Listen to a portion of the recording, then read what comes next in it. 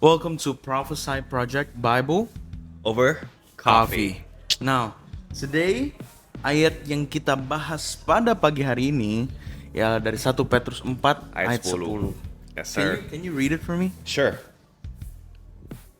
So it goes like this. 1 Peter 4 verse 10. Each of you should use whatever gift you have received to serve others as faithful stewards of God's grace in its various forms. Amen. Amen. Kalau misalnya dari terjemahan baru ya, layanilah seorang akan yang lain sesuai dengan karunia yang telah diperoleh tiap-tiap orang sebagai pengurus yang baik dari kasih karunia. Amen. Amen. Ya, jadi menurut gue yang sangat-sangat menarik untuk dibahas itu di sini yang telah diperoleh, karunia yang telah diperoleh tiap-tiap orang sebagai pengurus yang baik dari kasih karunia Allah. Nah, ini menurut lu gimana nih? Kalau misalnya kita sebagai receiver of the gift, cara kita mengurus giftnya itu gimana? Kalau menurut gua, this verse reminds me of the parables, when Jesus was telling his disciples and the multitudes di Matius 25, di mana where Jesus told them about yang talenta, mengenai talenta yang 5 jadi 10, yang 2 jadi 4 dan 1 tetap 1 gitu kan. Based from the Bible itself, we can see that orang-orang yang di sana yang Tuhan ceritakan itu lebih mereka update diri mereka, update talenta mereka supaya bisa dibalikan lagi ke Tuhan. Nah, from what I can tell is, okay, for example ya, whatever talents you have, like for example, I have talents in music, for example, gitu kan. Tuhan udah kasih gue misalnya talenta musik di, let's say, piano dan drum, let's say. Gue yakin banget, gue sebagai orang yang udah dikasih talenta, mengasah talenta itu sampai gue bisa melayani Tuhan lagi dengan talenta itu. Jadi Give kayak, back. exactly, gitu As loh. a receiver, kita harus kayak olah apa yang kita telah receive Exactly. untuk memberikan kembali, Right. for His glory. Exactly. Jadi sama sih. Kalau for me, I think my talent or my gift from God is probably in the more creative way, di mana mungkin ya dengan Prophesy Project, Right. dengan kayak bikin konten dan lain-lain. Kalau misalnya lu punya talenta kreatif, itu nggak harus semuanya untuk misalnya buat konten Kristen gitu. Lu misalnya gini, lu punya talenta kreatif dalam membuat konten-konten lucu. It's okay if you make funny content. It's okay, you don't have to make it all about the Bible. Tapi yang paling penting itu dari konten lu jangan sampai ada yang let's say ya kayak merendahkan orang lain. Yeah. Atau jangan sampai ada yang mungkin bisa menyakiti hati orang lain, atau mungkin saat mereka lihat konten lu dan mereka sadar lu orang Kristen, oh ternyata kayak gini ya polanya orang Kristen, kehidupannya orang Kristen kayak gini ya, kayak bikin konten yang sembrono gitu. Jadi kayak for me it's okay to make contents, it's okay to make funny contents, whatever it is. For me, I choose to make Christian contents. Right. Tapi bukan berarti gue lebih beriman daripada lu gitu. Bukan berarti gue lebih rohani. That's a heavy statement right there. Tapi bukan berarti gue lebih rohani, tapi emang ya karena gue terpanggilnya di sini. Right.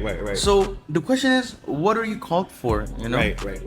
You know, actually, speaking of funny contents, yeah, you remind me of this one guy. His name is Jonathan something. He's a comedian di Amerika, gitu kan. He's so funny.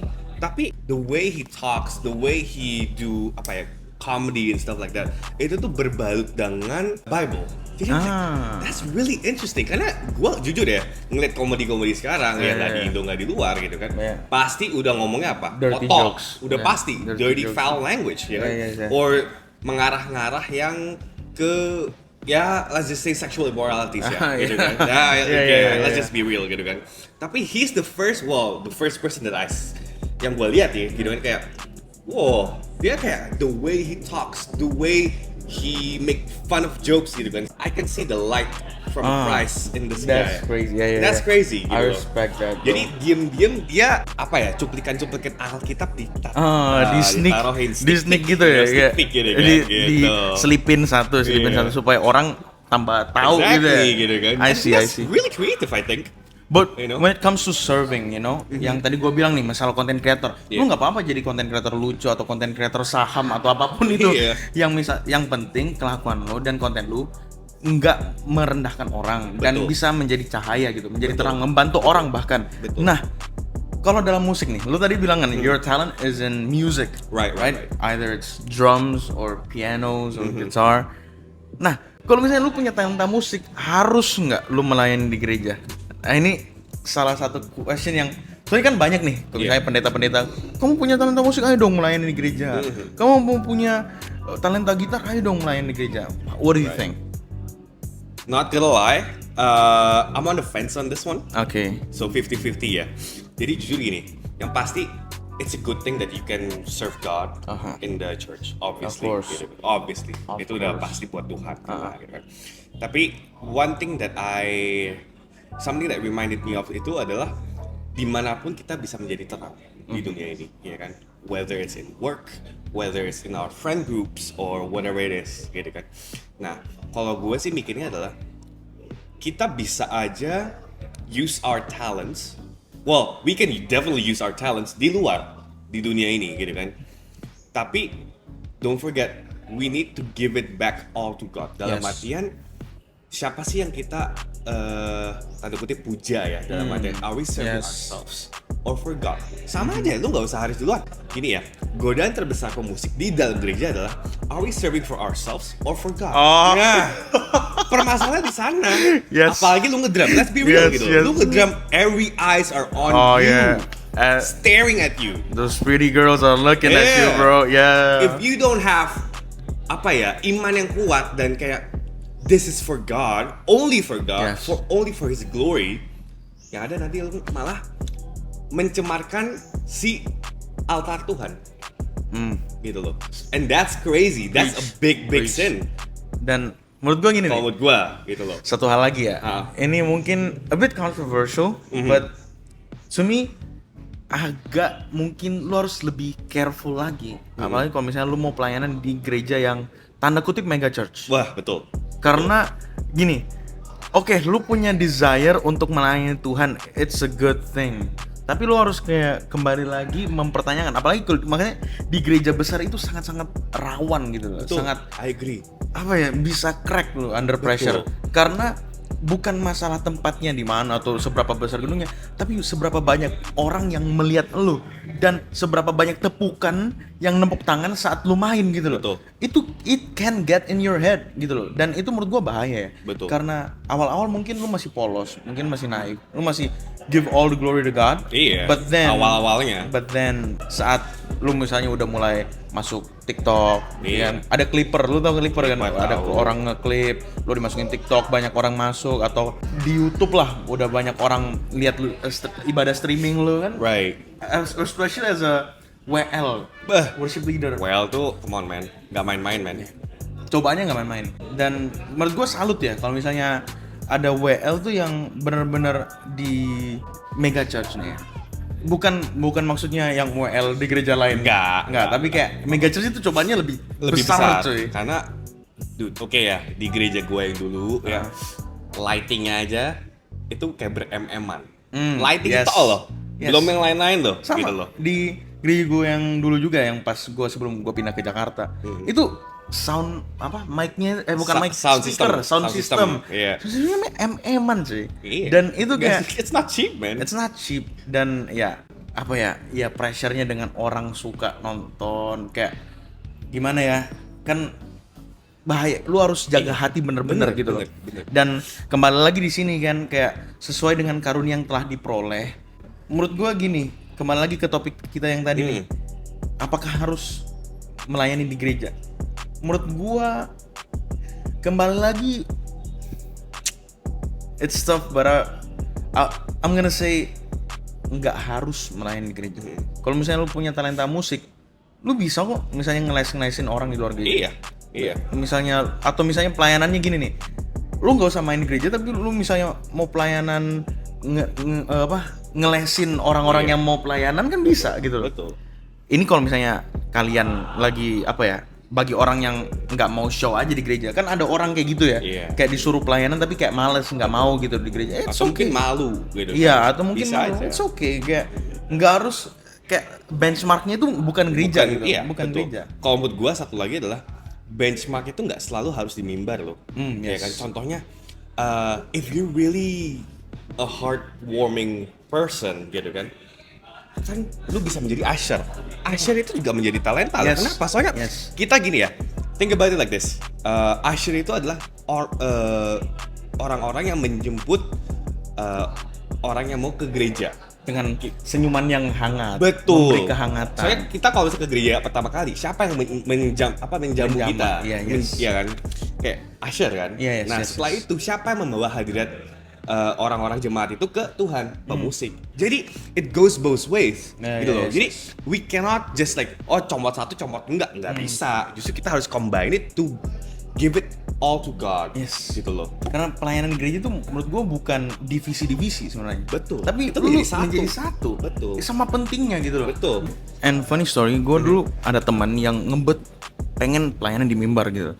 Dan ya waktu itu something happen and itu nggak jadi gitu. Dan dia pun kayak ngebet banget, tetap ngebet, gue pengen banget pelayanan di mimbar, gimana ya caranya. Dan akhirnya gue pun tanya gitu, lu mau pelayanan di mimbar karena apa? Right. Lu mau pelayanan di mimbar itu buat lo sendiri atau buat Tuhan gitu loh. Kenapa lu misalnya mau pelayanan, kenapa nggak pelayanan kayak usher? Menurut gue usher itu sangat underlooked.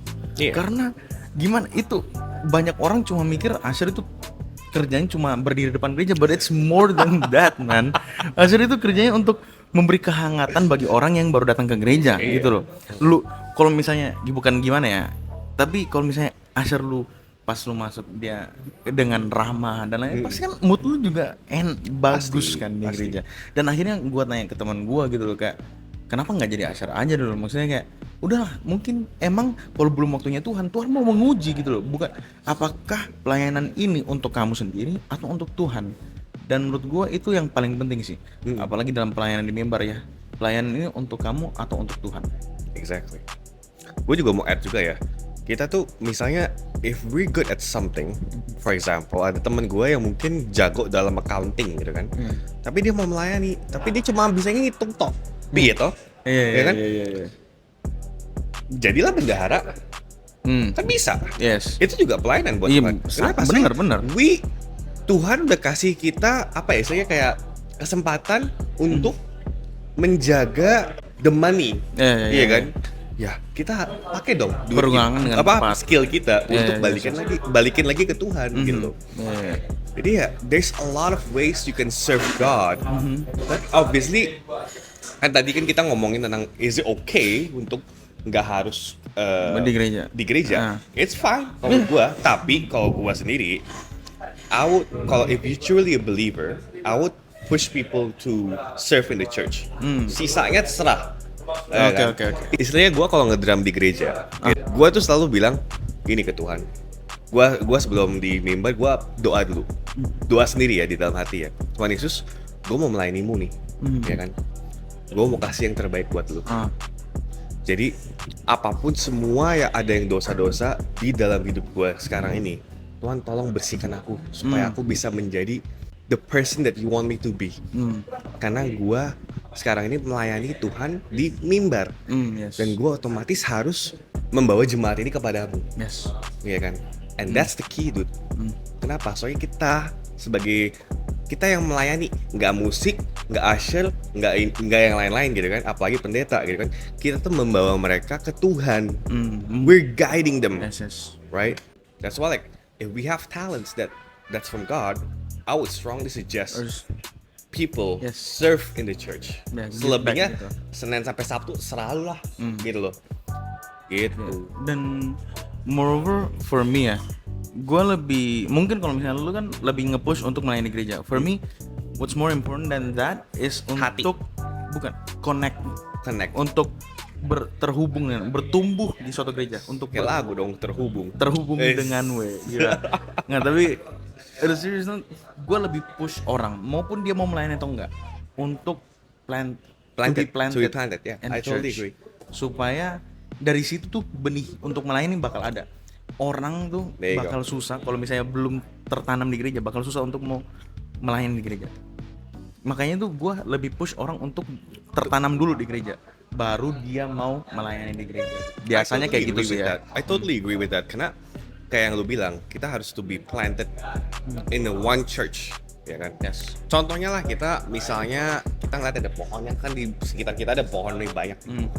Lu bayangin lah kalau lu tiba-tiba ditancap without any roots, how are you gonna be strong? Yes, yes. Gimana nanti kalau masih ada angin godaan Iya, kanan iya, kiri? benar. Apalagi sekarang ya, we're Gen Zs, right? Yes. Our listeners are probably Gen Zs, Gen Alphas, and probably Iya, even iya. millennials, gitu kan? Think about it like this. Kalau lu sebagai pohon, tiba-tiba yang nggak ada akarnya, cuma batang tok dan pohonnya, apa daun-daunnya, and there's a lot of temptations out there. How are we gonna be strong? Yes. Gitu loh. Lu jangan cuma rooted in the church, but rooted in Christ. Yes, That's yes. the most important That's thing. the most important thing ya. Yeah. Kalau misalnya lu bisa juga bertumbuh di gereja tapi nggak bertumbuh dalam Tuhan, nggak tertanam dalam Tuhan. Exactly. Yes. Istilahnya tuh gini ya, lu melayani Tuhan atau lu melayani gerejanya tok, paham gak sih? Ah maksudnya? iya benar-benar, iya benar lagi. Nah, Bener gitu banget loh. lagi, iya bener. Kapan lu hubungan sama Tuhannya kapan? Yes, yes. Relationship sama Tuhannya kapan? Lu kerjanya sibuknya apa? Pelayanan tok. Iya, iya benar. Orang yang sibuk pelayanan belum tentu itu sibuk melayani Tuhan. Betul. Kayak Maria dan Martha. Iya. Yes. Iya. Okay, guys. Thank you for tuning in. This is my last statement for today's episode. My pastor used to say this to me. Don't use people to build ministry, but use ministry to build people. Yes. And moreover for me, jangan membuat pelayanan itu gini loh. Pelayanan bukan untuk orang lain dulu, tapi pelayanan itu yang terutama buat for me and God, supaya aku bisa lebih bertemu dengan Tuhan. Exactly. So, dengan apapun talentamu, fokusnya itu pertama ke aku dan Tuhan dulu, bukan ke melayani orang lain dulu. Yeah, that's it for me guys. Thanks for tuning in. God bless you. Have a wonderful day. Amen. We'll see you in the next episode. Bye.